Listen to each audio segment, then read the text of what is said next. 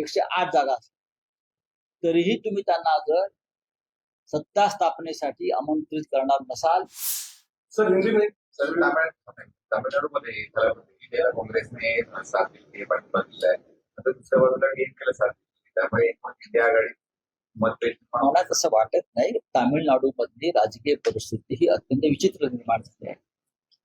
त्रिशंकू विधानसभा TVK पक्ष जो आहे विजय थलपती यांचा, त्यांना सर्वाधिक मोठा पक्ष म्हणून लोकांनी निवडून दिलं 108 जागा, पण बहुमतासाठी त्यांना साधारण अजून 8 ते 9 जागा कमी पडतात.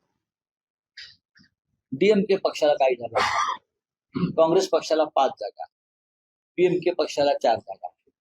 आता या सगळ्यांनी मिळून जर टीव्हीकेच्या मागे उभे राहिले तर सरकार बनू शकते. पण भारतीय जनता पक्षाचे राज्यपाल जे तिथे आहेत राजेंद्र आर्लेकर, त्याने अत्यंत आडमुठीत भूमिका घेतली. मोठा पक्ष, सर्वाधिक मोठा पक्ष असताना सुद्धा त्यांनी टीव्हीकेला सत्ता स्थापनेचं आमंत्रण दिलं नाही, हे लक्षात घ्या. हे घटनात्मक दृष्ट्या अत्यंत चुकीचं आहे. 108 जागा असलेला पक्ष आहे, 108 जागा तरीही तुम्ही त्यांना जर सत्ता स्थापनेसाठी आमंत्रित करणार नसाल तर तुम्ही